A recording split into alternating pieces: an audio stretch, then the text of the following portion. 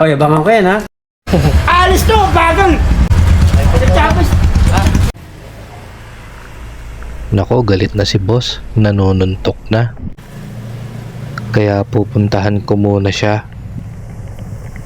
Dito nga pala yon sa may Garden Villas, Santa Rosa City, Laguna. Napakaganda at ang daming tao dito. At malapit na ako dito sa tourlet shop. Dito nga pala siya naggagawa ng dog cage. At eto na siya. At eto, nasaktuhan natin ang ating tropa. Naggagawa. Kung may mga alaga kang aso o pusa, dito ka sa kanya magpagawa ng mga dog cage o kahit anong mga cage. Sariling gawa niya lahat yan. Pagwe-welding, pintura at deliver. Mapapangiti ka pag naihatid niya sa'yo ang order mo.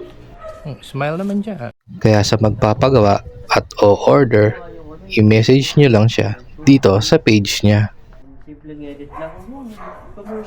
Ano yan, may nagpapa-customize sa'yo minsan, gano'n? Oo, Pwede, meron. pwede yung gano'n? Oo, meron. Oo. Ito ano lang to, stock lang ko. Every weekend lang ako. Yun yung regular na ano, ano. Pero may customized din. Ayos. Sariling gawa.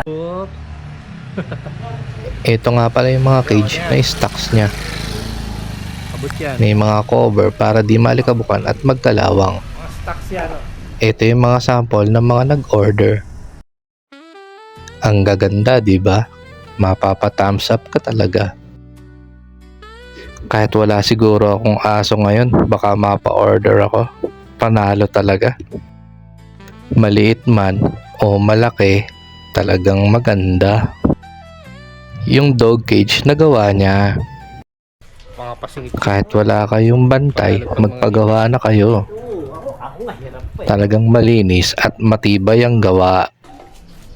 Kahit ang mga jowa nyo, talagang hindi makakawala. Kaya salamat kahit naabala kita, pinayagan mo akong i-record kita. Mabait ka talaga, boss, at matalungin pa sa kapwa. Kaya uuwi na muna ako dahil hindi rin ako nagpaalam sa amin. Baka marami na ring players na naghihintay sa bilyaran. Oy, abangan ko yan ha. Alis to, bagal!